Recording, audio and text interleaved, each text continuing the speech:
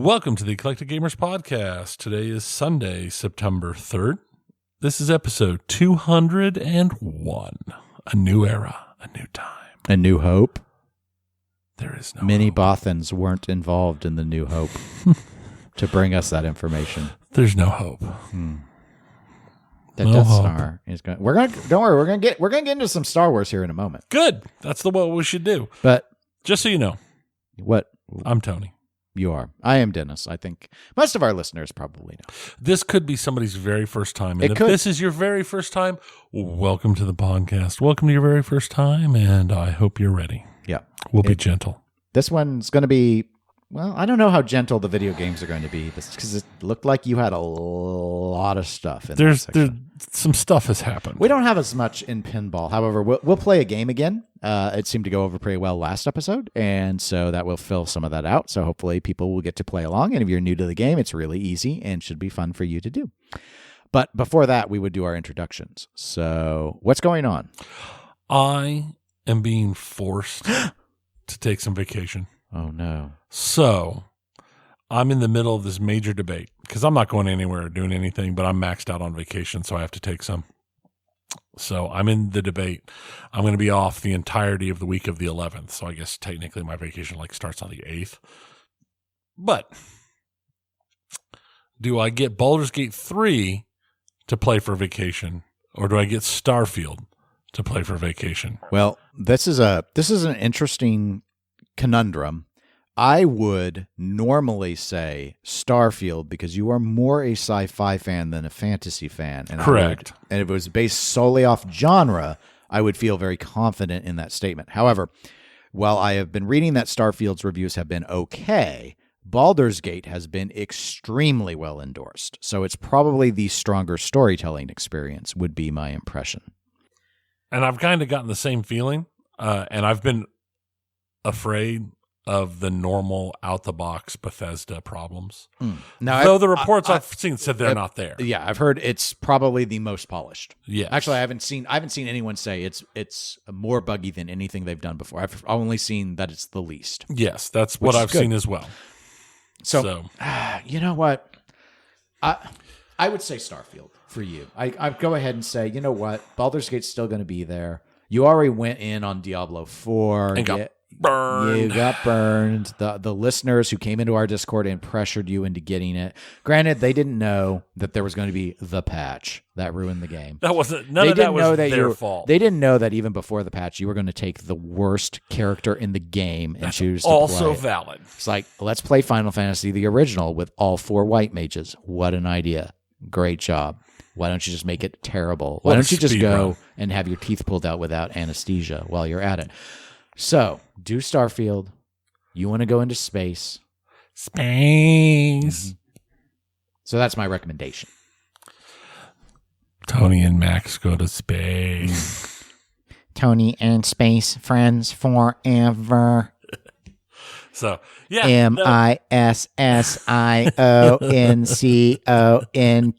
MISSIONCONTROL. Wait, no, it's supposed to be come in control. I misspelled it. I spelled mission control. COMEC. It's been too long since you've seen the movie. Yes. Yeah, Space Camp. Space Camp. Okay.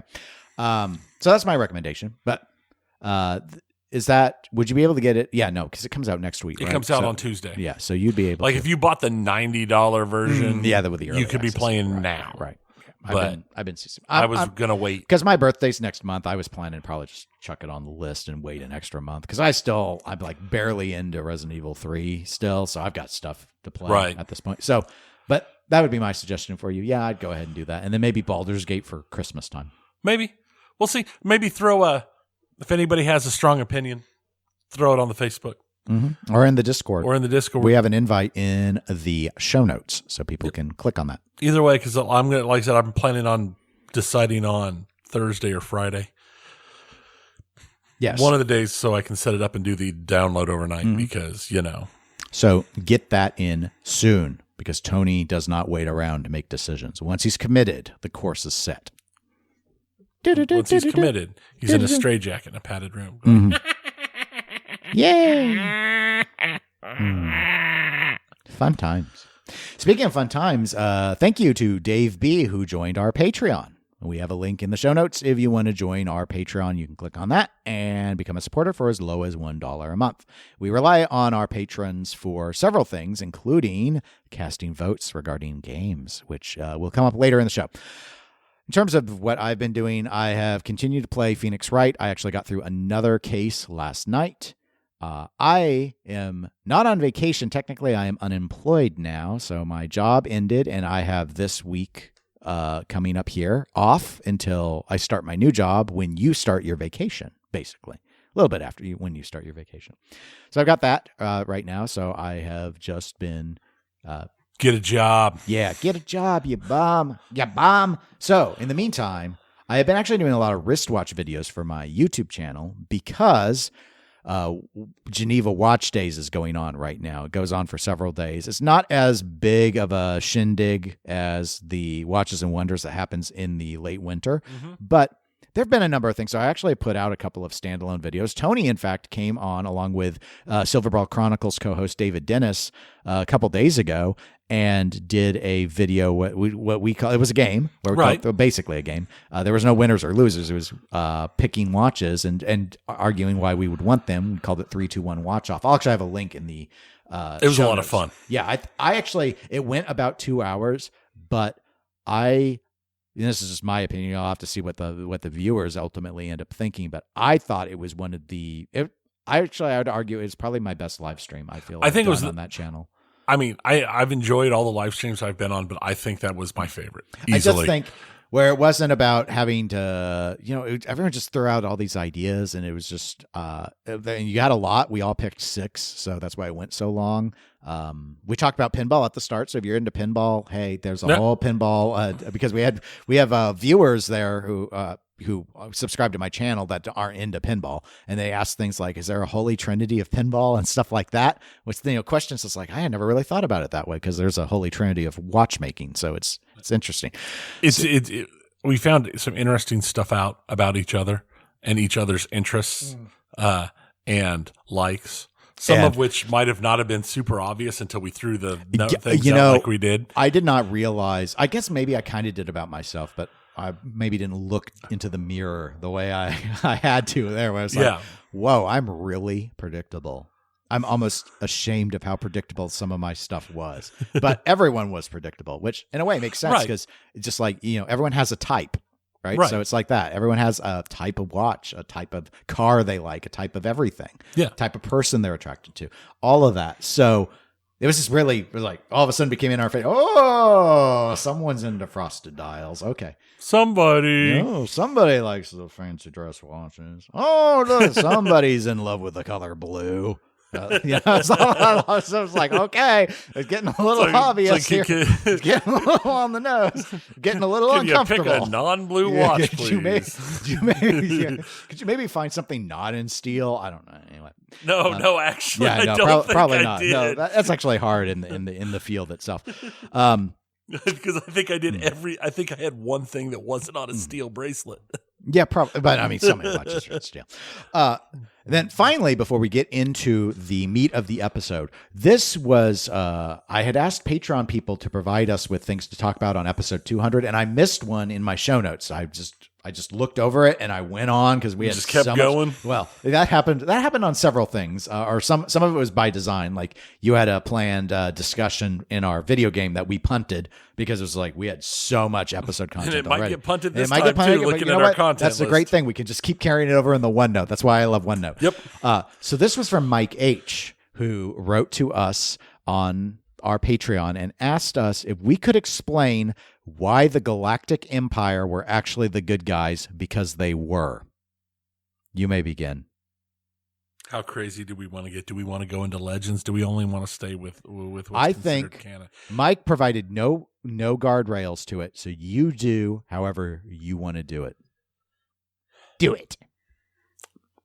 I will let you give your opinions, probably more canon-based, I'm assuming, because I don't think you've touched Legends nearly as much as I have. I have not. Like, I haven't read any of the books. Right. I've heard some people sometimes tell me things about Legends, and, and I totally lost track when the whole canon was restructured, because there used to be a whole expanded universe, and it kind of went away.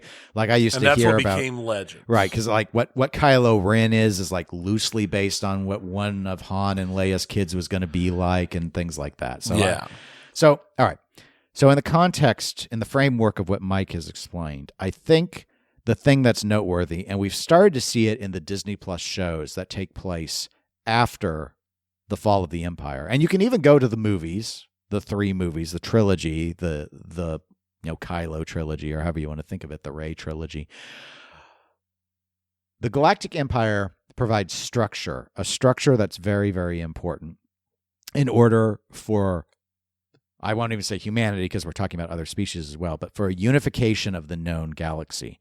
And the reason for this that I think is so important, this is something other sci-fi authors have touched on as well. Isaac Asimov was doing this when he was writing Foundation, is the idea that in the unknown space, there's stuff out there that we are not ready for. You need something unified. You need something powerful enough to bring it all together. And the Empire was the best chance of doing it. The Rebellion, upon its success, as we've seen in the arc that's happened with the Disney Plus and the movies, does not have the Republic. The New Republic does not have that strength. And that's why you end up seeing this whole First Order thing ultimately rise up. But even in the in-between times, they're completely reliant on the structure, the personnel of the Galactic Empire to run the Republic. In fact, that is in the now ongoing show Ahsoka, that is a key principle. They recognize they can't do anything without keeping the established bureaucracy in place. That was how powerful, how important, how critical the Galactic Empire is. In fact, you want a real-world example of what happens when you don't do that? The invasion of Iraq, when they fired like the entire Iraqi civil service because they thought it's too associated with Saddam, and then no one knows how to run anything. Same thing. Nope. The Galactic Empire, for all its flaws, and it had a few, for all its draconianness, for all its evil, for all its Sithiness, it was preparing for what is in the unknown. And if the unknown comes to the known galaxy, how would you survive? Only with the iron hand of the Orc. Or Emperor in this case. So that's my theory. Legends is very similar. Okay. With the difference being that when you go deep enough into Legends, Palpatine knew about the threat. Oh. Not just that there could be a threat, actively knew about the threat itself. The threat of extragalactic origins. The original buildup and design and the whole purpose of the Empire, yes, it was to provide power, but it was to also ready the universe for the coming of the Vong. I don't know what Vaughn is. But. The Yuzong Vong was an extragalactic race of conquerors that were not visible to the Force. They actively were non-affected by the Force. So was it not a part of them like it's supposed to be with all living things? Oh, okay. Because they're from a different galaxy, so the Force wasn't part of them. And that was, but in Legends, they showed up after the Empire had fallen, after the New Republic had risen, after the remains of the Galactic Empire had been beat down and pushed to the side and was a fraction of its former strength and ability. They showed up, and the New Republic forces couldn't stand in the way because they were nowhere near as large, nowhere near as organized, nowhere near as put together as the Galactic Empires had been. And the surviving portions of the Empire, the Imperial Remnant, was the same way. They were weak and nowhere near as strong as they had been. The entire galaxy at that point did not have anywhere near the strength that the Empire had when it was originally put together. And it led to the deaths of untold trillions. And that was the entire purpose, was to ready the universe for this event that was known to be coming. Okay. Interesting. Well, I mean, it's a good trope to turn to. It's a really solid trope to make that type of to make that type of government, that type of control, you have to have an external threat. That's what is necessary to make something like that work in a way that could be considered them actually being a good choice. There needs to be an external threat. Right. An external threat makes everything okay, even their excesses. Yep. So there you go, Mike. I hope you liked our logic for why your acknowledgement of the Galactic Empire being the good guys. Not saying they're perfect. They made a few mistakes. Some, Couple. But those things happen. So anyway, I was here on my computer doing my research. Debathification. That was the Iraqi process. It's been so long. That was like 2003. That's right. They got rid of the bath. The bath party was removed showers from their position of power. So, and they were not allowed to work in the public sector anymore. But it was very controversial even among academia at the time, because it's like that's where all the expertise was, even in a country as corrupt as that. But this is not the Eclectic Political Podcast. We have not started that one up yet. So let's go to pinball. I'm going to put that one a little bit farther down the list than eclectic pop culture, eclectic movies. I don't know. Based off of our wide-ranging watch discussion in the video that's in the show notes, we did have a discussion about the policy of supersonic Canadian jets and how nope, you're not going to be building those anymore. We did have a light touch on that. Oh, such a travesty. It's what we do. What we also do, Tony, is we cover pinball. And the first thing is, there's not a lot of news. So that's why I have a game for us. We'll play the game last, but I want to go ahead and get through a few of these things first. So there have been some employment moves that have been happening lately. Most buyers. Would you call it a shakeup or just small moves? Yeah, no, neither. I don't think it's a shakeup, but it's not exactly a small move set either, because these are pretty impactful positions. So Jersey Jack Pinball hired Tom Capera from Stern Pinball. Tom's going to be Jersey Jack's chief operating officer. So that's a pretty important position. That's an important position. However, I don't think he'd been at Stern all that long. Like, I think it's only been for a few years that he was there. And he was serving as the director of mechanical engineering. Okay. So now Stern had already announced that they hired Kevin Payne as director of mechanical engineering. That's Tom's old job. So now it all gets pieced together. Like Stern has immediately had this was known. So right. they have a replacement for that. When I first heard about the Tom news first, I didn't know about Kevin until I saw that posted in one of my Discord channels. However, the Stern just completed their factory move. That's another piece of news. Ray Tanzer is like their director of operations. He used to be the director of mechanical engineering, and he oversaw their move. So I knew they had someone who knew the job anyway, but they actually had already had a replacement in place, in line at least to come in. So those are the main industry news. And in game news, honestly, there's practically nothing. The only real thing I have to say is Multimorphic has indicated they are now shipping Final Resistance. You remember that game? I do. How are they on Weird Al shipping? I don't know. How are they on full-up machine shipping? I didn't look into it. Okay. I don't know. I can say, because there's been a bit of a blitz, maybe would be how I describe it, of stuff related to Final Resistance.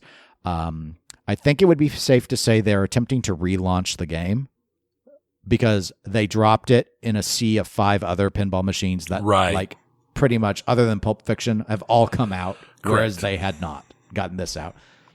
But, so. Yeah, because I guess Pulp Fiction is coming. That'll be the big drop here in October or November. Well, that's what they said. They were saying that was the plan. I'm telling you, I'm going to say that I'm not sure that they're going to make 2023.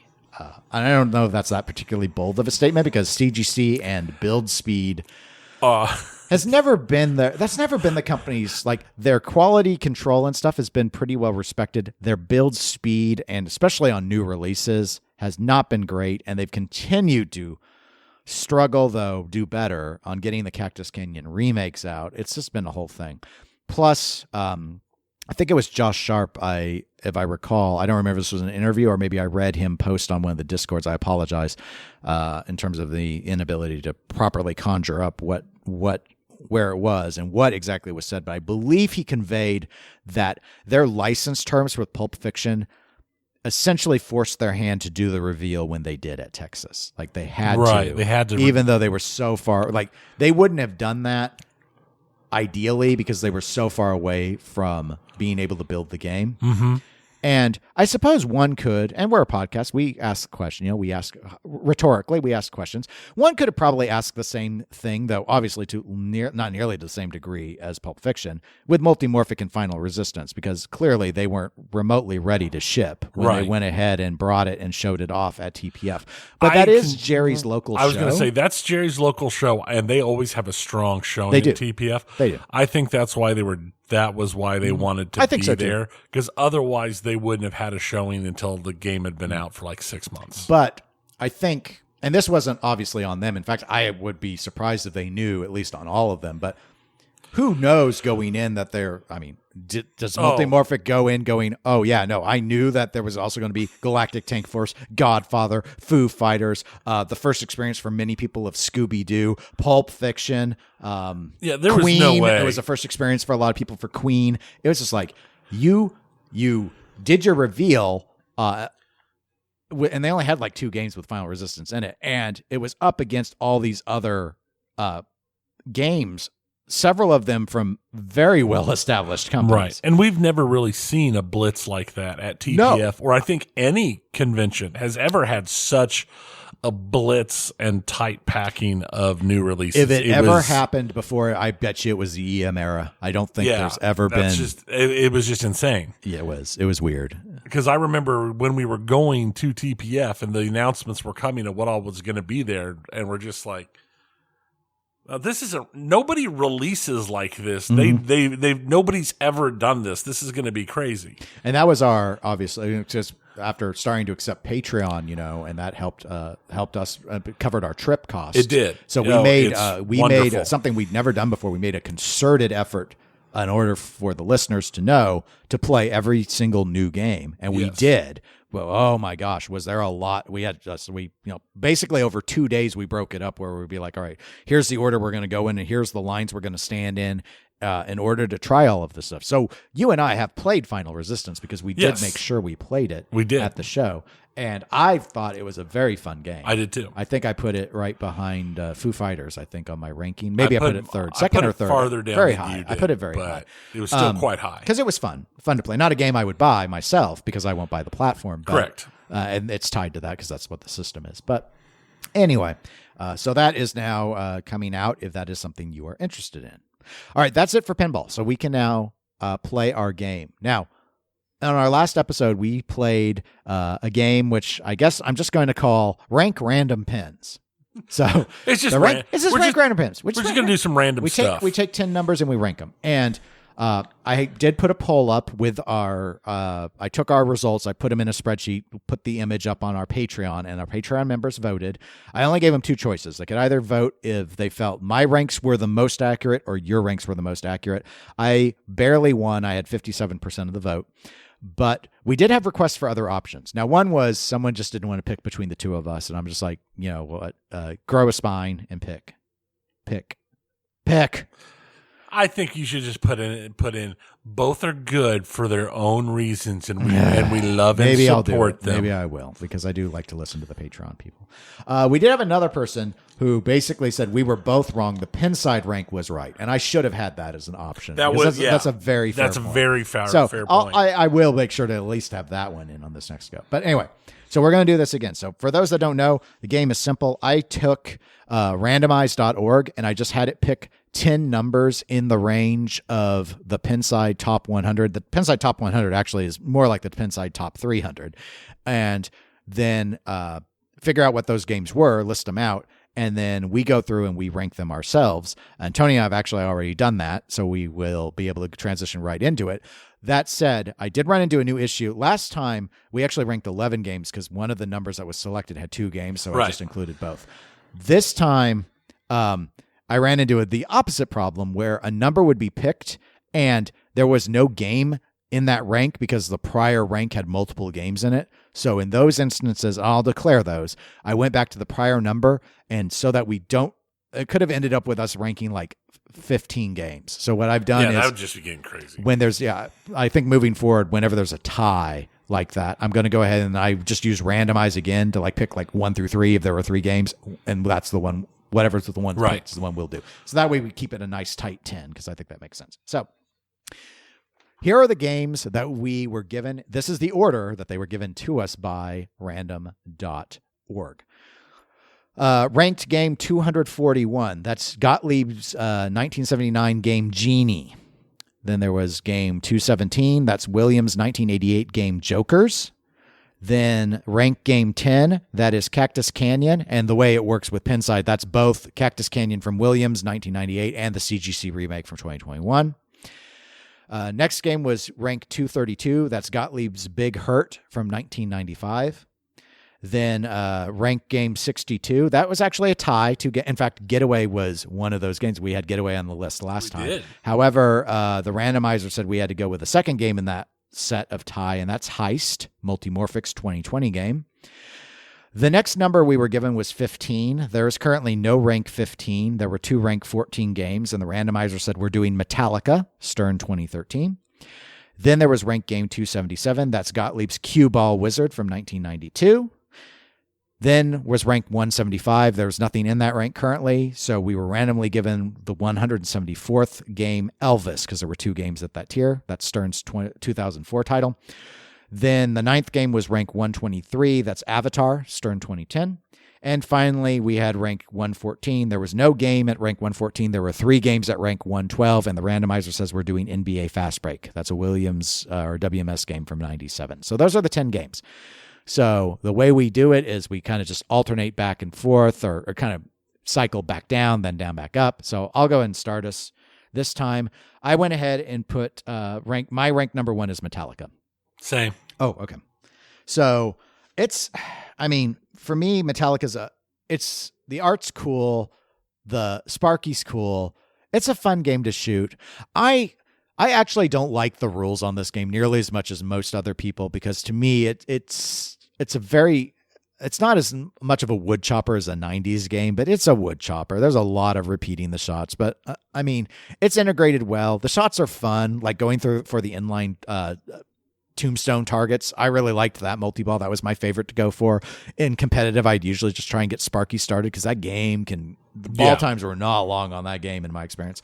The hammer ball, especially if you've ever played like the premium where it knocks it into the playfield, that's a pretty cool That's effect. a great. And the snake's fun too. Not as easy as the Gene Simmons had on Gene Simmons's hit game Kiss, but it was fun. So it's a really well integrated package. Dirty Donnie did a great job tying it all together, and definitely one of the pinnacles of the DMD era. Yeah, it is a truly great game. I would go so far as to call it probably my number 2 favorite music pen. Okay. What's your number 2 game? My number 2 game is Cactus Canyon. Okay, that's mine also. Oh, clones. We're begun the Clone Wars has. Oh, don't worry. That's going away with number 3. I guarantee it. Oh, okay.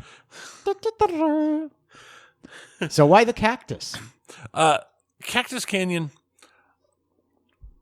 the original Cactus Canyon with the limited code, not nearly as fun as the Cactus Canyon Reloaded code that was created for the old game, or the code for the new version, the extended code.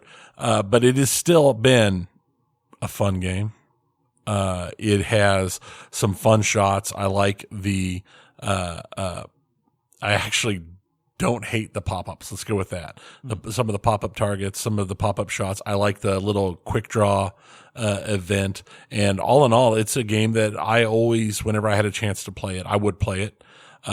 To the point where I was kind of surprised when they did the remake that I talked to so many people who had never actually played it before, because I'm like, but it's at like all the conventions. But I guess they didn't want to stand in line for it. I mean, they didn't make a ton of them, so no, I get didn't make that. a whole lot of them. So I mean, it makes sense. We had one pretty close locally that we had a chance to play a fair amount, and then I always played them at TPF several times. So it's definitely one of those fun little titles that I think really encapsulates that era. Okay. Yeah, I don't love this game. I was surprised that they remade it because other than its rarity, I wouldn't have put it high on the list. But the layout is fun. The quick draw with the that's probably I would say it's the best implementation of the pop-up thing, like trolls or hobbits trolls or the pop-up Scalaries. This is definitely the best implementation of it, where it's actually fun to shoot for them. So yeah, it's just a neat layout. The train, it's got cool toys. It's very 90s Williams. Oh, so, very. Plus, it's very approachable. So if you want to feel like a great player and get to wizard modes, this is a game that's very achievable for. So yeah, it's simple. It's easy to understand. It's a really good implementation of the Western theme. Anyway, so yeah, that's why I also put it number 2. So my number 3 is Avatar,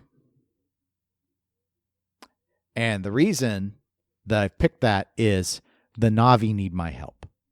I've actually always just enjoyed Avatar. we've had it from time to time on location. I've never played the LE. I've only played the Pro. The game, yeah, it's only got one ramp, but the coffin lock is a fun shot. I've always tried to. All right, maybe I've done it a couple times when I'm not doing well, and I try and shake it so it goes and gives me my ball register so I can get my multi-ball. You're not supposed to do that. It's not ideal, but so that was a bug in it. But shooting that coffin shot, as everyone calls it, the link shot, I think is the technical name. It's a tight shot and it's cool. It just prongs and locks the ball in, and it's a captive ball. And then there's the mech suit. The call outs are awesome. The guy who is the bad guy in the movie did like the call outs for it. So he just goes complete ham over the top. If you can get into like his mech suit multi-ball, it's a lot of fun. You try and plunge in. You got to watch out a little bit from the drain out of the pops because it can straight down the middle of you. So it's actually a dangerous pop cluster, which is something that I often lament not existing anymore with games that choose to do pops in the modern era. So it's a pretty basic, stripped out game, and that's not too surprising given that's 2010. This is a couple of years into Stern's we are broke and we are just trying our best to get the games out. But for all of that, I think it's a pretty good experience. And it's got that weird 3D translate effect going on too. Yeah. So pretty good package for a theme I don't care at all about. Yeah. So that's why it's my third. It's also my third. You said we were diverging. I figured for sure that we would diverge right lies. there. I was incorrect. If we're tied on all of these, I'm not putting a poll up because that would just be stupid. I'll put a poll up. Were Dennis and Tony right, or was Pinside right? That's what I'll do. That's what there's no way that we're tied all the way through. The fact that we've been tied for 3 is. This is a record, I think. It is a record. Granted, we've only played this game twice. But even from other similar games that we've done and other types of things, How many drops is this for you, Lieutenant? 2. Or no, what was it? I forget what he says, like 18 or something. Yeah. Like, how many combat drops? 2, including this one. All right. So, that was your 3. If you have anything to add to it? I don't. All right. What's your 4? My 4th is Heist. Okay. We have diverged. Okay. I don't have a lot of time on Heist. I enjoyed every minute that I have played on that game. I would like to have more time on that game and play it more, but I would consider it the most enjoyable game up to that point that I had played on Multimorphic. I think up to that point, it was the one I enjoyed the most when it had come out. So I definitely ranked it pretty decently, but yeah, that's what I got. You put it in the top half of the list. My 4th is Elvis. So the same collector who owns an original Cactus Canyon has an Elvis. So that's where I've played it. I think maybe I played it one time at a show, but I played it quite a bit at this collector's house. There's a lot to do on Elvis. I know a lot of people will look at World Poker Tour and say that it's Steve Ritchie's oddest layout because it's so drop target heavy compared to everything else he's done. But Elvis is another Steve Ritchie game that looks very unlike pretty much anything else he's done. The upper playfield with the house and everything is really well done. There's a little dog shot because the hound dog and all of that. I just think it's of the era. So this is a 2004 game. So this is before they were cheaping out. There were a lot of toys and stuff on it, but still pretty basic 90s style code. But for what is all in there, there's a lot of shots to do on it, and it still plays pretty quick, even though it's not the more what you think of as more traditional Steve Ritchie layout. So I've always just really enjoyed playing it quite a bit.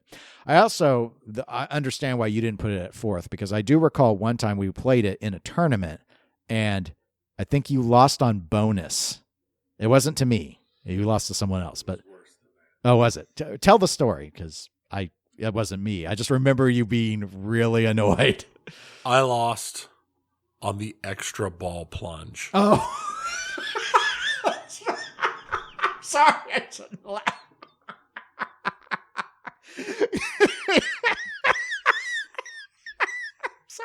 I'm sorry. He plunged the extra ball, and it bounced just right, and activated multi-ball. Yes, that's right. Because the thing that I remember was it wasn't like it was that close. It wasn't like like Tony's like, oh yeah, he's going to get bonus on the extra ball and easily have this. Like, no. It was bull crap.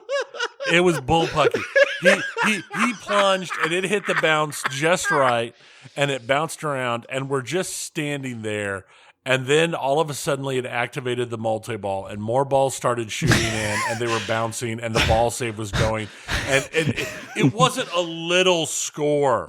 It was a very large jump, because I had a decent lead that he got close to, but he did not come to where I thought a normal just plunge and bonus would have done anything. Right. And he beat me. Not by a lot, but he beat me. And I don't know if I have ever been so angry at a tournament as that, because that is just the most BS thing ever. Okay. So Tony's memories of Elvis are not quite as fond as my own, where that has never happened to me. All right. So that was my number 4. You already did your number 4. So my number 5 is Cue Ball Wizard. Oh. So I have maybe played this in person once or twice. This is more known to a lot of people, I imagine, because the Pinball Arcade, the video game, has Cue Ball Wizard. Look, there's one reason why this needs to be in the middle of the pack for no other reason, and that would be Rowdy Ramp Rounds. Rowdy Ramp Rounds. You gotta have your Rowdy Ramp Rounds. Rowdy Ramp Rounds. I love Rowdy Ramp Rounds. I say Rowdy Ramp Rounds when I play other games, when there are ramps, and I'm just shooting them. And it's Rowdy Ramp Rounds.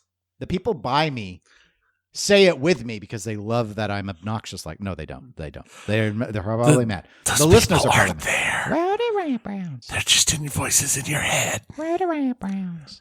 So I love Rowdy Ramp Rounds. It's a fun layout, I think. I was actually surprised it was this low on the Pinside list, because on the Pinside list, this is the lowest ranked game of all 10 of these.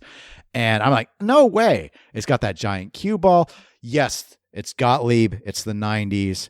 The modes, oh my gosh. Some of the modes aren't balanced. There's ridiculousness that happens. But it's a fun shooter. I think it's a fun shooter. Would I own one in my collection? Probably not long term, but I've thought about it. I've thought about trying to get one. So anyway, Cue Ball Wizard is my number 5. I doubt it's your number 5, though. What's your number 5? Elvis. Oh, it wasn't as bad as I thought. It wasn't as bad. I thought you were going to put it in bottom half, thing. not smack dab in the middle. I do really like the game. I just have a little PTSD off of the game, because that wasn't the only thing. I've also had that game have some issues before. That's the game where I got the ball stack on the multi-ball, where the balls all trapped themselves on the flippers, so that it was a perfect stack at the bottom, which wasn't trauma. It was just funny the way they landed. Yeah. But it is one of those games that was just, I enjoy it. I like it. It would have probably been my number 4, but I've got a little rage at that machine. I think I've only played it 3 times since that happened. Oh, okay. Well, there hasn't been an event there. No, there hasn't. They're used to host like twice a year party, and since the pandemic, we haven't had one. So, okay. Well, what's your 6th game then? NBA Fast Break. Okay. Nothing really special about it. it's a game I've played. I mean, it's not like it's Harlem Globetrotters. That would have been like number 2 if that had been in this list. But NBA Fast Break's not a bad game. I enjoy it well enough on the very few occasions I've played it. There's nothing huge, jumpy about it, unlike some of these other games. But yeah, no, number 6. Okay. My number 6 is Heist. So at this point, I would need more. I just don't have a ton of time on it, just like you. Like, I don't know yet if I would rank Heist ahead or under Weird Al. I still lean towards putting it ahead of Weird Al, but I'd probably put Final Resistance ahead of Heist is kind of where I'm at. But I'm in the same. I'm in the same boat. Very few plays. What I like about Heist is I think the module looks really cool. I like the whole thing, the little cityscape that they went with. And I think it's very 90s kind of in its approach. I think it's pretty easy to understand and comprehend. I think the modes and stuff they did were good uses of the space and all of that. But like in the realm of overall pinball games, it's also, compared to like a lot of the other games, like it's the crane, I think, in that game is the big cool and that mech is really, really cool. But I don't know. I just like, it's fun, but it's not, it plays it aside from the crane. It's also a pretty safe. I think it played it very safe, which is fine. I think it would appeal to a lot of people. So anyway, that's why it's kind of in the middle of the pack. It's just, I like it, but I don't love it. But actually, on most of these games, I don't really love them. We didn't win a lot of Dennis like faves here in the list. Yeah. So just the way that is. So anyway, that's why I went ahead and put it at number 6. And my number 7 game is NBA Fast Break.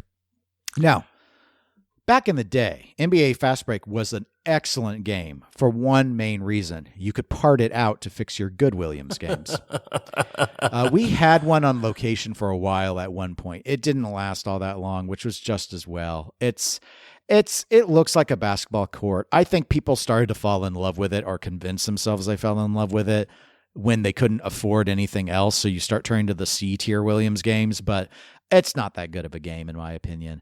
Yeah, it's neat to go and play for the baskets and stuff, but I don't love the layout. I don't love the rules. The whole gimmick to it is really the linked system, which I've never played it that way, right. And most people aren't going to, because who's going to own 2 of these things when you could fix an attack from Mars with it? So it's fine. It's not offensive. Definitely, like, again, you mentioned Harlem. I'd mention Hoops. There are better basketball games. This one's like middle of the pack. Right. You might like this more than like the Stern NBA. You might like this more than, I don't know, name another. Is there any other basketball games at that point? Those are the ones that jump out to me. There must be something that's kind of weird. I respect it in the fact that it actually does try and be, most basketball games, Harlem and Hoops are the exceptions. Most, I think it's so. There may only really be four big ones. I mean, I'm not going into the EM era because NBA Fast Break and the Stern NBA, I think they try and be the court. That was the idea. Right. I think the Williams, the WMS one, does a good job about really trying to look kind of like a basketball court with the layout in a way that still let it be playable. So kudos to that. Super Hoops. There's Super Hoops from European, and they did the same thing. Like they're trying to recreate the court. Harlem, as old as it is, doesn't try and like nothing about the shots are basketball. It's just it's themed Harlem, and then there's just a bunch of spinners. And right. Kind of that's the thing. And then Hoops, I was going on a tangent. The thing I love about Hoops is they didn't try and capture the basketball court. They tried to capture the concept of the shots in basketball, like the alley-oop and the three-pointer and stuff. And that's how they made the three-pointer the really far away shot and stuff. So they tried to emulate how it feels to be the player. So that's how a lot of games in basketball have tried to do it, and NBA Fast Break, went with the let's try and be the court. And maybe they're the best one of that, but it doesn't make it to be the best player. So anyway, so it's 7 for me. What's your 7? Jokers. Okay. System 11 game. We've played it a number of times. Yeah, we've played it quite a number of times. It's not terrible. It's nothing special. I'm not going to go out of my way to play it. It's one of those games that when I saw it on this list, I had to think. It wasn't quite to the I had to look it up stage, but I had to think about it to recall it. So it's not non-memorable, but it's there. Mm-hmm. It's a game. Okay.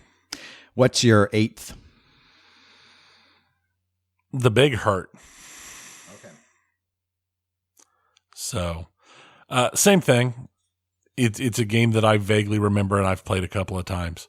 I think at TPF, but I have no special thoughts or memories on it. Okay.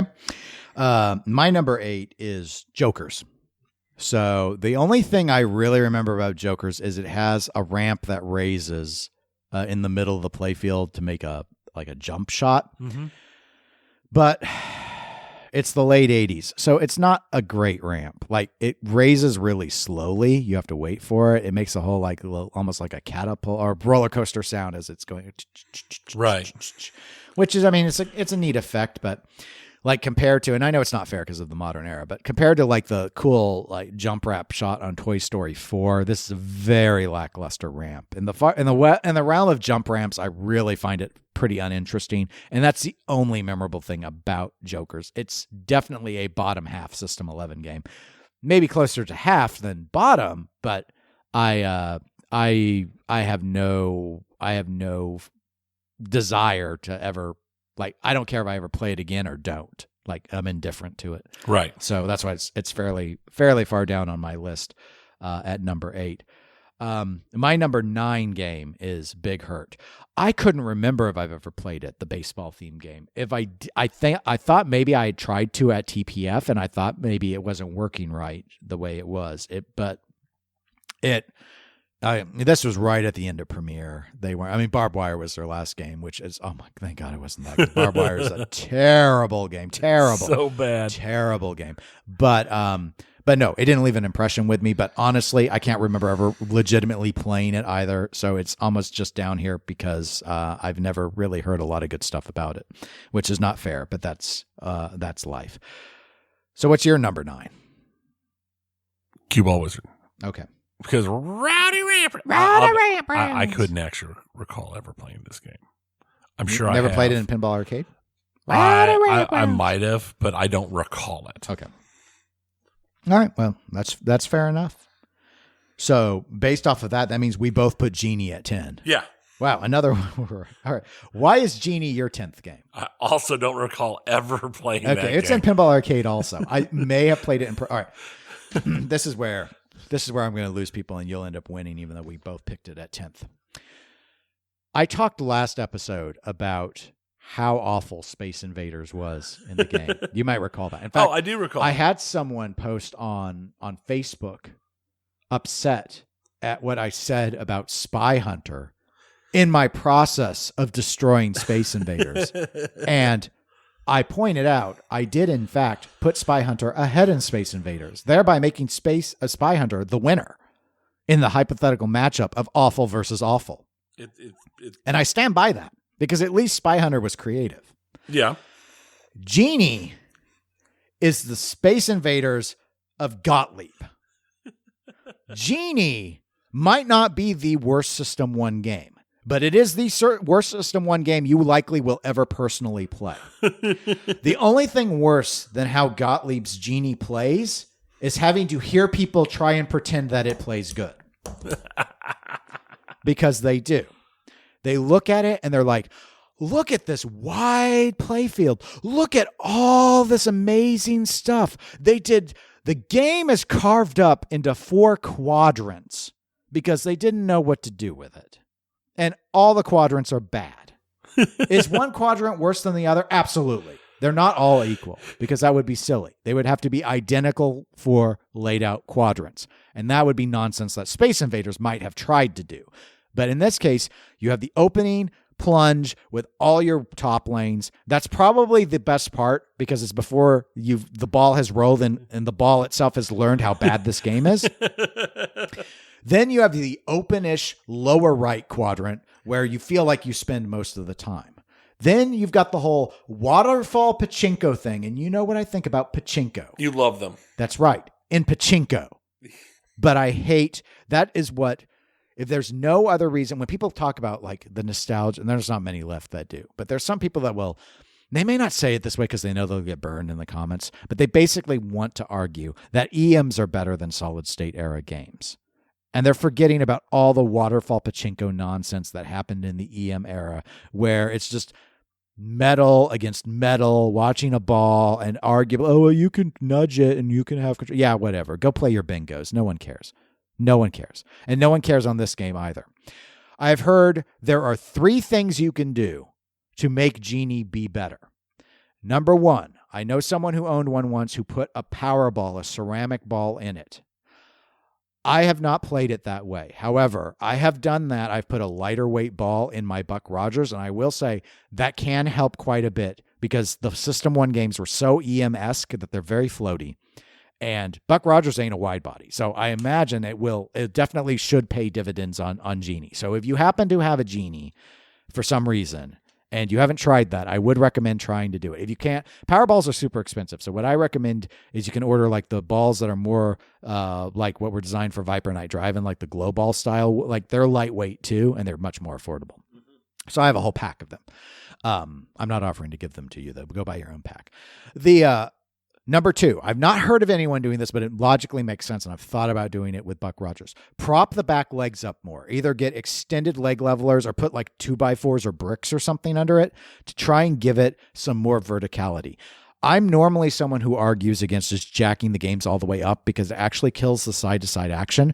But as I mentioned, there's like the 4 quadrants going on in that game. Those quadrants are so unfun. Just try and keep it in the middle.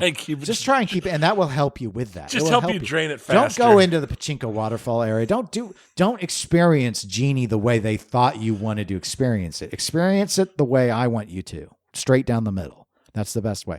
And the third thing is, if you happen to have this game, you could get rid of it. That's probably the best answer. And that's what you should be doing. People love the art. People love the initial like music, little beep beep beep startup sound. Like you can get rid of it and get something else, something smaller. If you don't want something smaller, get Space Invaders because it's better than this. And you know what I think of Space Invaders? Have you heard episode 200? Yeah, it's a bad game, but this is actually worse. Again, I don't know that this. I've heard Close Encounters of the Third Time and Charlie's Angels are really, really. And I think I played Charlie's Angels once. I've never played Close Encounters, to my knowledge. But this is bad. This is like of the popular Gottliebs. This is the one that doesn't deserve to. Which of these is not like the other System ones? This is no Countdown. This is no Joker Poker. This is no Sinbad. This is no Cleopatra. This is trash. It's pronounced Genie in the original flyer, but in English it's pronounced trash. Trash, dear. And that's why it's 10th. Garbage. I cannot believe this was ranked like a dozen higher than Cue Ball Wizard. Wow. Garbage. Talk about, and it's like, I was going to say bias against Gottlieb. It's bias against Premier Gottlieb. Talk about bias to put Cue Ball Wizard with Rowdy Ramp Rounds beneath Genie, where the only magic that happens, your wish is granted when the game ends. To put the one meme potential in a game that gets ranked due to just meme potential.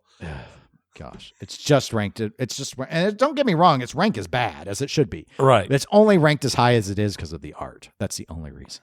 Garbage. I'm done with the pinball segment. I'm done with this game. The Patreon people will get an opportunity to vote. I'm glad we were in agreement, Tony, that this is the worst game that we have ever voted on. Video games. What's going on with it? Bring us back. Well, first off, we got a completed game review from our game reviews. Okay. Yes, I posted this in this morning. Thank you. Guys, they're like, I'm going to round. There are like 20 of you that have reviews pending. Where are our reviews? We have not forgotten. Pepperidge Farm doesn't forget. I don't forget. Genie ain't making me forget. I have all your emails saved of those of you who have not yet sent us the reviews in. We gave you a free game. There was a condition. Where's the review? Robert G. followed through. He acknowledged it was 3 months later, but he followed through. Separate from that, if you've already done a review before and turned it in, or if you've never done a review before, Tony and I still have free Steam codes.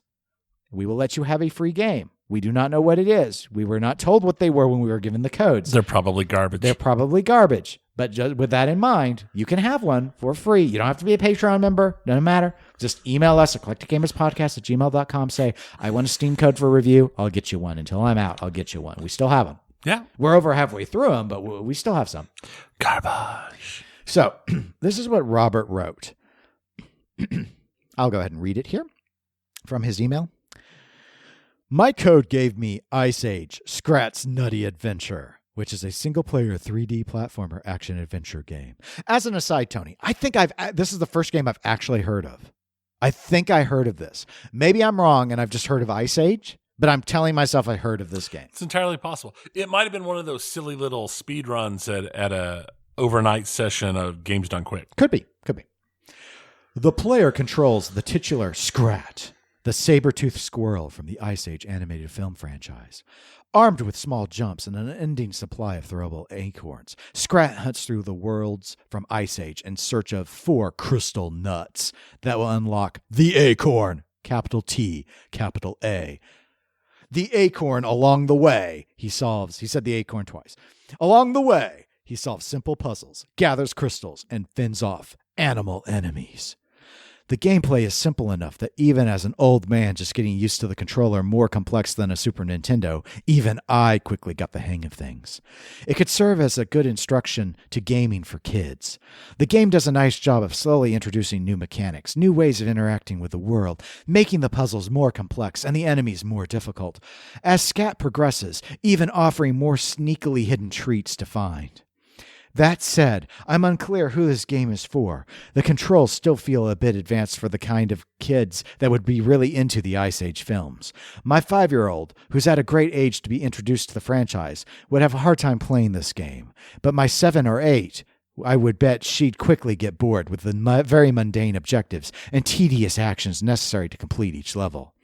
The music is pleasant, but unfortunately, to my ears, the sound effects are kind of grating. As someone who's never seen the Ice Age films, the repetitive sounds coming from that little, from that little squirrel get annoying quickly. The game autosaves very often, so if you ever need a ball to bail quickly on your game, you'll pick up pretty close to where you left off next time you come back. Unfortunately, given the lackluster story and overly simplistic gameplay, that next time may never come.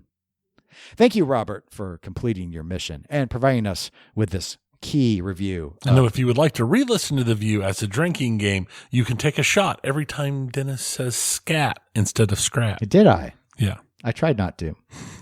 I'm a scat man. See, I say that. You were thinking naughty scat, but I was thinking I'm scat man. I like that song. I need to put it on my. That is a good song. It is.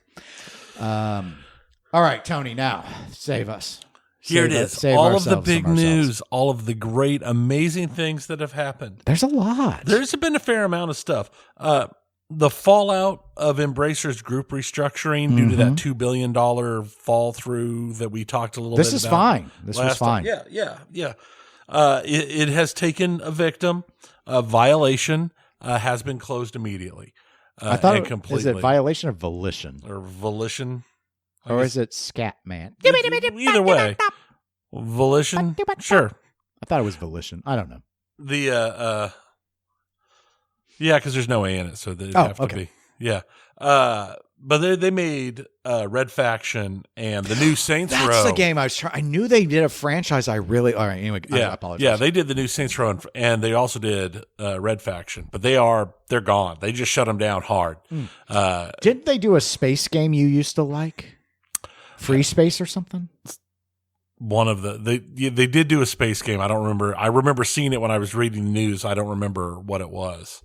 Or if it wasn't them, it was a precursor to them. I'll do a check, but continue while I look. Yeah. So that's the first of the major shutdowns I think that we've heard from this restructuring. We know that they've canceled a bunch of games and that they've reduced staffing at several of their studios. But I think this is the first studio I remember them full up just shutting down and completely ending.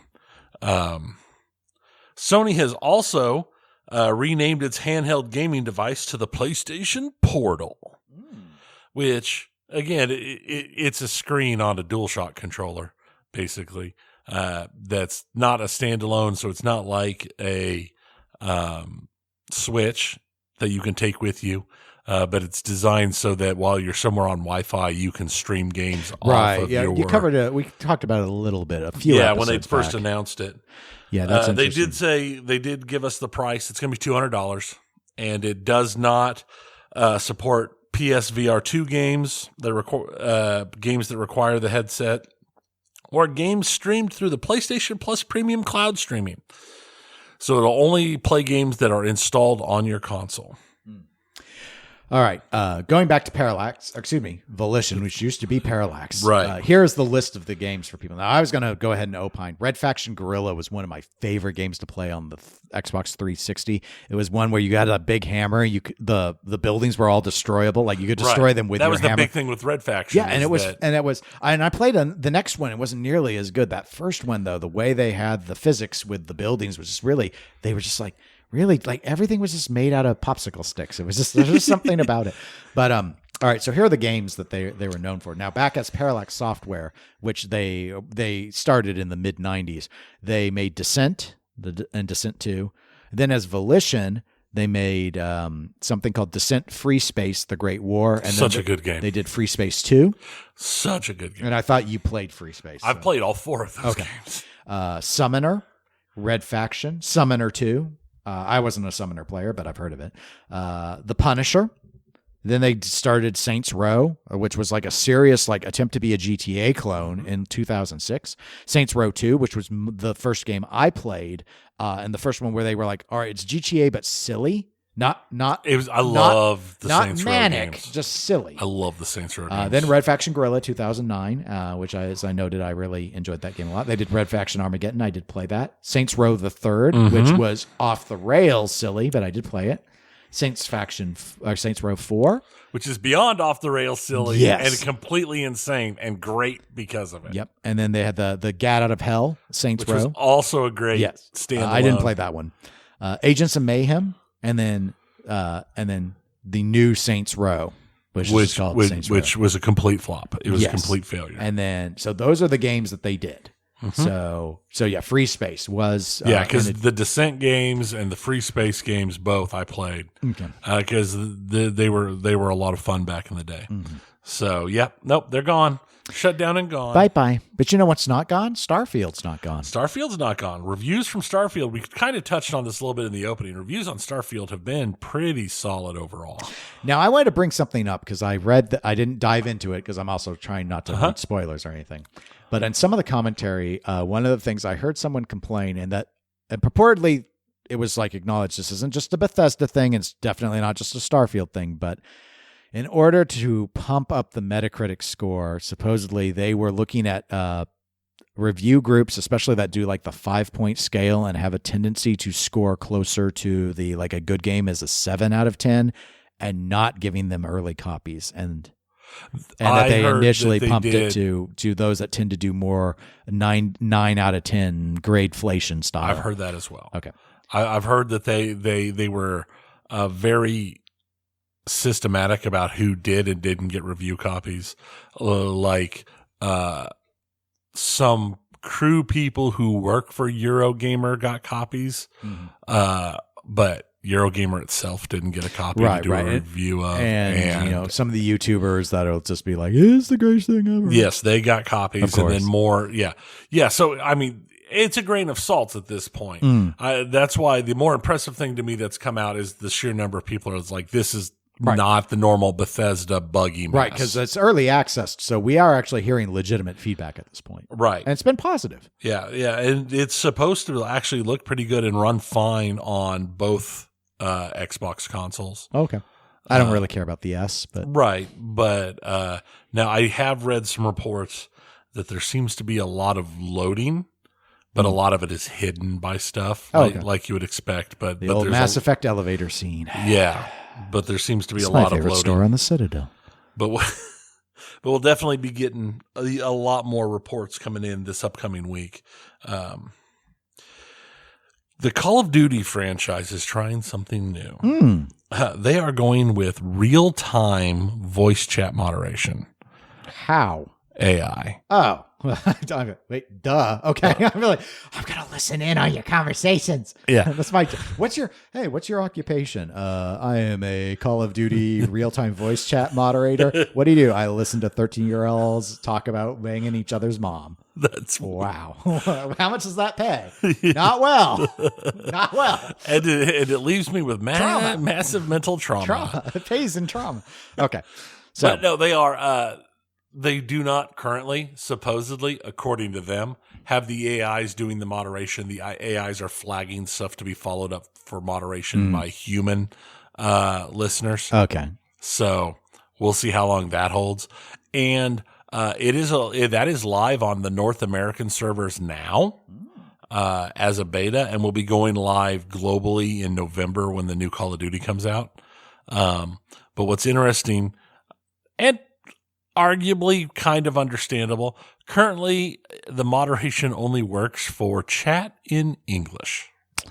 Okay. Huh. You know, if I had a flashback. You remember Final Fantasy XI? Oh, I do.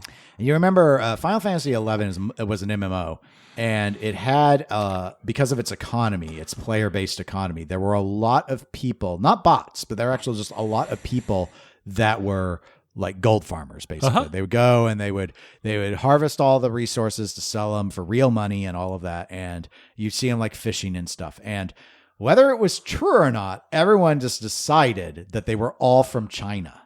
Well, yeah. They were all the gold farmers were from China. And so you just see players, and they were like trying to fish, and there were other people like trying to catch the special fish. There's always like legendary things.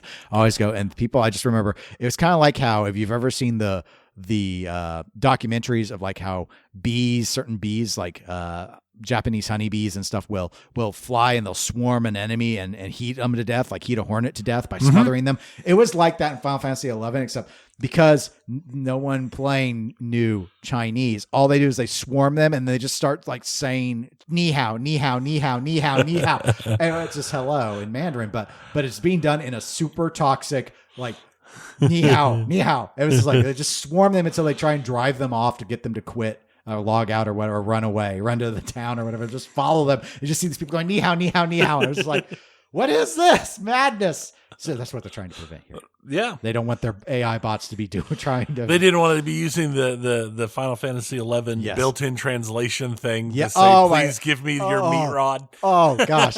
Yes.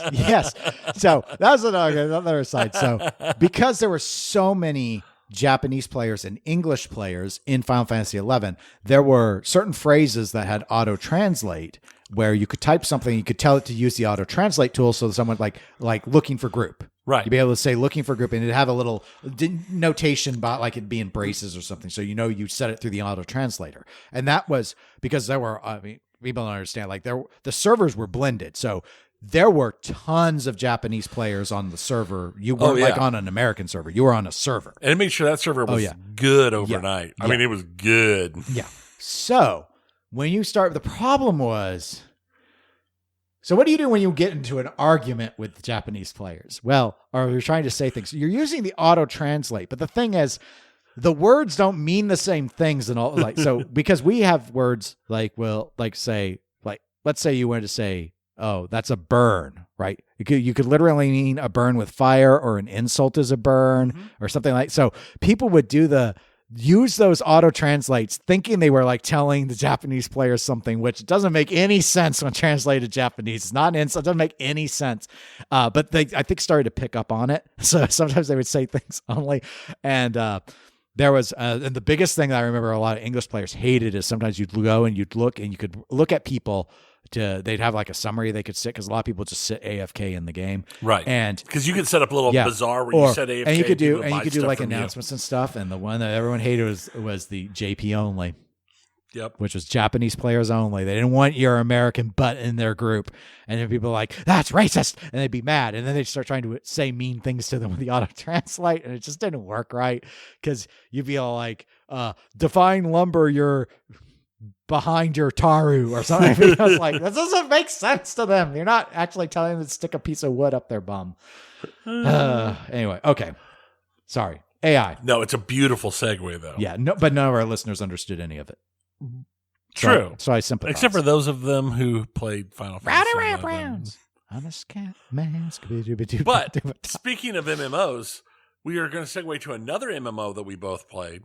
World of Warcraft. Oh, that's right. We played that after Final Fantasy XI. We did. And we've talked recently because they've got the World of Warcraft Classic servers up. So you can play vanilla and just Burning Crusade or whatever. They've got a new version of the classic server coming out. Hardcore. Okay. If you die, you're dead. Oh, if you die in the game, you die in real life. Permadeath. Oh, Blizzard does that with Diablo, so I'm not too shocked. It's permadeath. If you die, you pop up in the game and back up in the game as a ghost, but you can't retrieve your body. You can't come back to life. You are as a ghost. There's some interactions you can do to basically finish out, and then you leave. They do have an option, though, so that you could take your character and have them move to a standard classic. That's a little bit of soft serve with I think it's a little soft serve as well. Could I don't know, because I think if everything else sort of functions, it's basically they just made it so you couldn't take your body back. Here's what I would like to do as a concept. I mean, I don't want to spend the money to go to this trouble, but conceptually, I like the idea briefly. Would be, I'd want to form a guild of just ghosts. I call it ghost mode.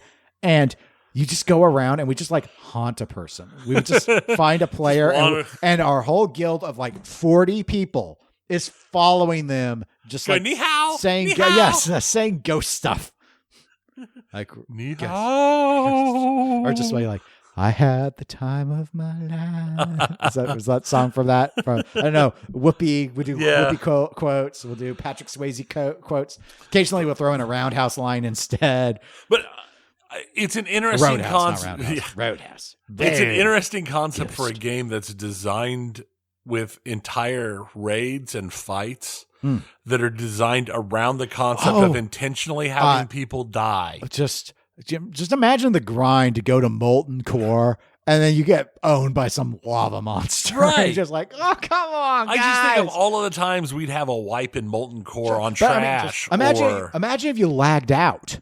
Oh, yeah. Now, they did say that they put in one of the things they did to make it more viable is they reduced the timer for lag out or drops so that if you lag out or you lose your connection, it'll disconnect you faster than the normal minute everyone's where you playing just sit hardwired, sitting there with their Ethernet cord in their hand, laced between their mouse fingers, and we're about to lose. I'm yanking this cord. Boop. And then you respawn with the boss, and it's oh wait, no, that was a bad idea. Okay. And they also removed a lot of the PvP. They put in a new PvP option, but it requires 100% consent before. It's basically you have to activate. You gotta have a hardcore PvP server where someone will gank you coming out of the earliest. Well, the early areas were. I'm gonna collect flowers for Miss Daisy. Yay! And you're no Daisy at all. I'm your Huckleberry now. You're sitting there and some orcs just sitting out there. Hey kid, where are you going today? Just got a little balloon down underneath the wooded storm drain. Why don't you come under here and get your boat? We all float down here. Oh, that would be fun. Oh man.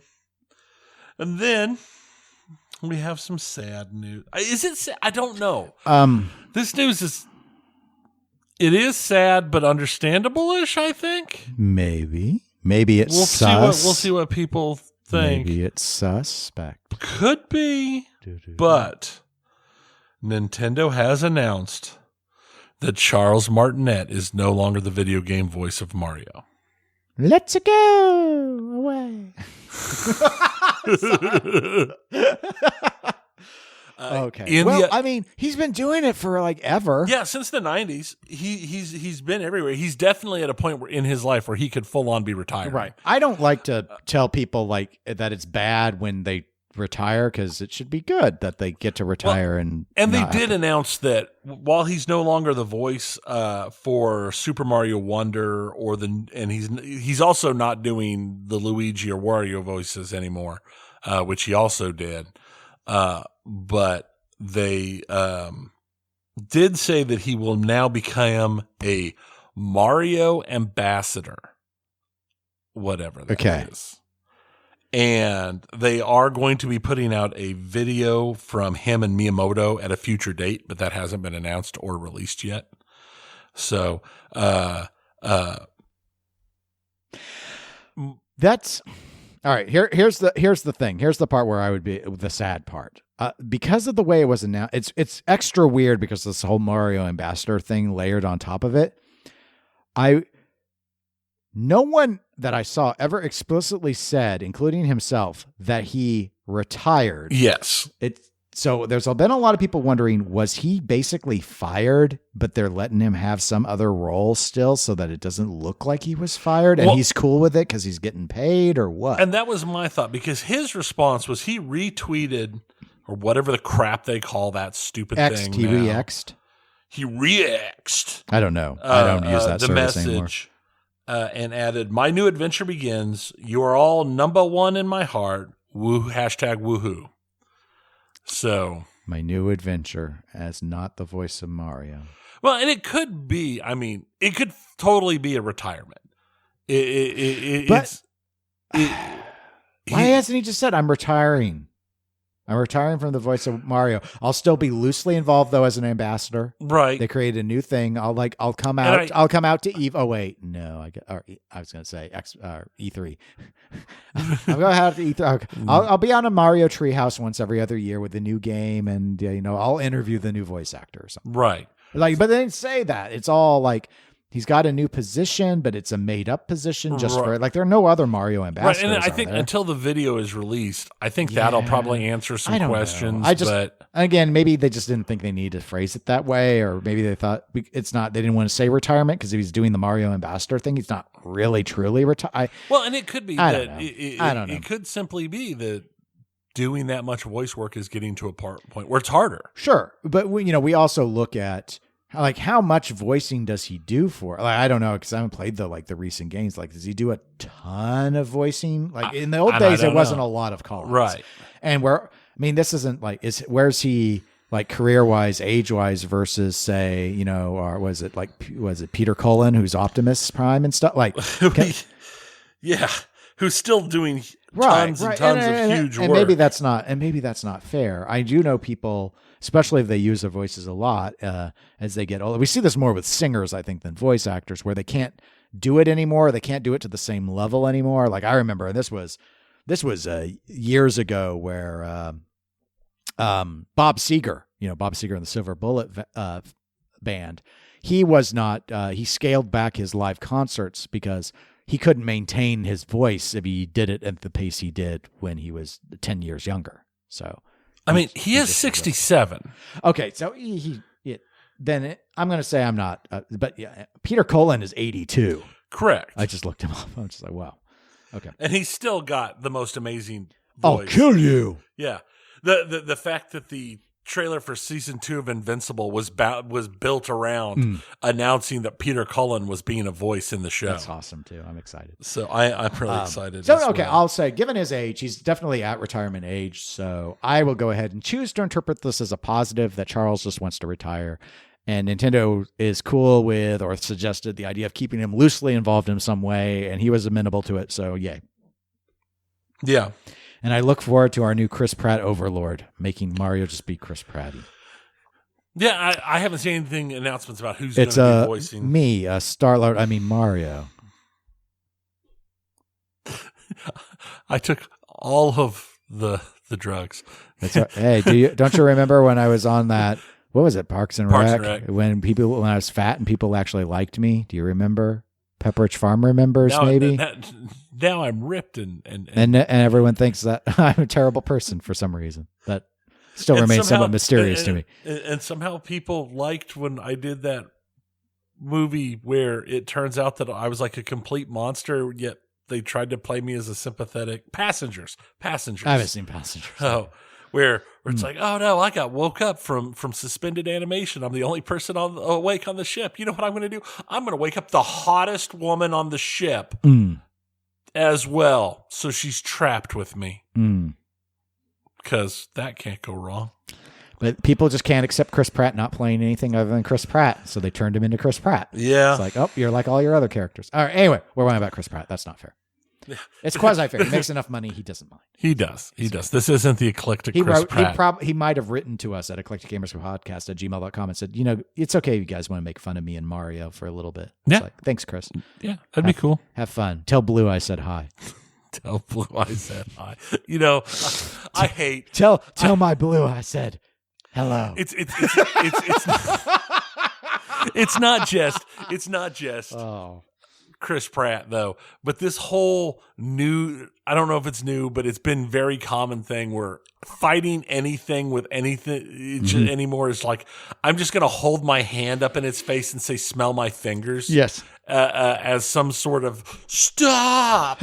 It's just, I hate it. They do it in Stranger Things too. Like everything. Every time 11 uses her power, you just know because like she starts bleeding from the nose and she's holding her hand out. It's like. It also loosely reminds me of when Ian McKellen. I remember seeing the clip. You've probably seen it where he's just like there on the set of The Hobbit in front of all the green stuff, and he just breaks down sobbing because he's like he doesn't know what to do, he doesn't know where to look. It's all this amorphous thing, and they didn't do that with Lord of the Rings.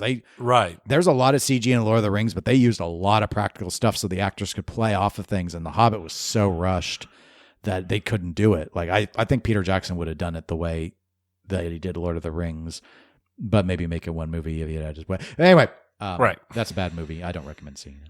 It's okay. It's a bad trilogy. It's a bad trilogy. It's not horrible.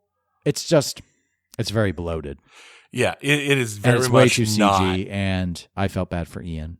I love the Lord of the Rings movies, and I've watched the extended editions multiple times. I normally do it like once. Last night, after I got done watching my inspirational basketball movie on Amazon Prime, I went upstairs, brushed my teeth, sat in front of my computer, and played The Ride of the Rohirrim, and then went to sleep. Yeah. Because I needed inspirational I've done that. sleep scenes. I've done that I before. was like, that's right. And then my favorite scene in the whole trilogy. And then you wiped your tears and went to bed. It's tough because the riders of Rohan don't want to go too far because then they have to form the line and fight the elephant. And then you're like, next thing you know, you're watching the second. You're just watching the rest so of the movie. So it's just like, no, you got to stop. You got to stop after as soon as they hit the orcs and the music stops, that's where you stop it. Right. But it's just to get you going. Because they don't have enough. There's no hope. But it doesn't matter. You wipe your tears and you lay down. You learn that all you need to do to have a chance is to have horses that are tired and still willing to go, and just start yelling death at your enemy. Death! And you know what? You can get a lot out of it. Maybe not. Maybe you can't beat some elephants, but some orcs, you can do some orcs. You can do that. Do your worst. Nothing like a nice charge of the cavalry. Mm-hmm. Little light brigade in Tolkien's world. Yeah. I always like to think of it, but that was his interpretation of that. Great scene. Yes. Speaking of scenes, Forlorn Hopes, they have made an announcement that Microsoft has agreed to sell the streaming rights for Activision Blizzard games to Ubisoft. Okay. So games released over the next 15 years will be given to Ubisoft with the rights existing in perpetuity for those games. For streaming. Streaming. So basically that removes the rights from being with just Microsoft. This guarantees the rights are now with at least two sources. And Ubisoft can transfer rights as well. So that way they no longer have the exclusive rights to like Call of Duty. And the thought is that this is while it's not been formally announced, that this is a concession that was required by the UK. Now, this, though, would only apply to the Call of Duties that are made in those 15 years. Yes. It wouldn't be franchise control. So no. After that point. But it is a 15 years is a long period. It is basically 15 years for other companies to get up to that level of streaming capacity. Yeah. Okay. So, well, I would assume that that's going to be enough to appease the CMA, but hopefully the CMA hasn't really said anything yet. The last thing they said is that they had to make that Microsoft would have to make changes from their original plan. I would call this a major concession. Here's my theory. I think this works. I think for twofold reasons. One, I think there has been obviously it is a major concession. 15 years, Ubisoft, which you were like Ubisoft and Microsoft don't seem to have any sort of special relationship Right. whatsoever. It's just yet another publisher that plays on all platforms. Correct. So there's that aspect. And then I also think there's been a lot of blowback, as we've seen and heard, in the UK with UK leadership and such about the CMA's decision, but this allows them to save face and say they still got a concession so that they won. So it lets them say that they still won, even though Microsoft's getting, in reality, everything they actually won. Right. And Microsoft will be getting money for each game that's put up there. Because this isn't something for free. They'll be thing. getting they money. make money. They're getting money for the rights. They're getting money. They'll get money when each title releases. They'll however that it ain't stuff's no charity. out. So they'll still be getting paid. Sure. They'll still be getting paid, but it still opens abilities, and it's the concession that could probably allow that to be finalized. And then once it's finalized and Microsoft buys Ubisoft, victory will finally be in their grasp. 15 years and 1 month, Ubisoft purchased by Microsoft. I wouldn't be too shocked. But we'll just have to wait and see. So that or this is all signed and everything's finished, and 1 month later, Sony purchases Ubisoft, which would give Sony that right in perpetuity. That would be interesting. I don't know if Sony's in the position to buy Ubisoft. I don't think Ubisoft's Sony big. could, because I don't think either of them. Ubisoft would be a big bite, I think, for both of them. I mean, bigger for Sony. Sony might be bigger in the console market, but I think of actual spending budget, Xbox way blows them out of the water. Oh, sure. It's just because of I don't know how much is allocated to the division, but they have the Microsoft resources. But the problem with Sony, not fanboying and like being judgmental on their system or anything. The problem that Sony as a company has is like PlayStation is like their most successful thing. And part of it is Sony's really dragged down by their movie studio, which isn't doing well. Whereas with Microsoft, Xbox, sure, they make money with the Xbox division, but it's a drop in the bucket. Their money is in business, cloud infrastructure, stuff like Office space software, like Office 365 makes them so much money. People love the subscription Microsoft. Yeah. It's just, as I saw on Reddit, the joke of like, why is Word the standard? Like, you want to insert a graphic? F you. You want to you want to format this table? How about no? You want to print new margin sizes? How about you go print them nuts? Just sort of like that. It's just like nothing about Word in a lot of ways makes any sense, but it is the de facto standard. It is. Word's so terrible. I use PowerPoint for stuff because it works so much better than Word. Sure. And OneNote, of course. Well, OneNote. OneNote's just like the perfect product. It's like the solution to everything. It's like there would be one note. Yeah. So they got it right. They got it like exactly perfect. Right. So every blossom perfect. I'm going to go ahead and punt our discussion. This has been a good, solid, we have been going episode. about 90 minutes. Yeah, and that's the target goal. And I think this has been a good, solid discussion. Okay. So we'll once again punt our deeper discussions. But it's going to be really good when we get to it. Oh, it will eventually, because one of these days there won't be video game news, just like there's not pinball news. Right. One of these days it's going to be like, okay, 45 minutes into the episode, and we're almost done. Right. Now, I could have dropped the pinball game, but here's the thing. We then get others of you who write in who really only like to listen for the pinball stuff, and then you complain that the pinball was too short. So I had to put the game in. That's just how it works. And if you are a Patreon supporter, you will get to vote on how we rank the games versus the Pinside rank of the games. So look forward to that. And if you want to join Patreon, it's patreon.com/eclectic_gamers. And it's as low as $1 a month to be a member of that. You can also, again, always reach out to us via email, eclecticgamerspodcast@gmail.com. And we're on Facebook at facebook.com/eclecticgamerspodcast. And we're on Twitch and Instagram is eclectic_gamers. And we'll be back in a couple of weeks with all the latest news, possibly a deep genre-based discussion for video games. We will have to wait and see. But until then, my name is Dennis. And I am Tony. Goodbye. Later. Woohoo. Woo-hoo.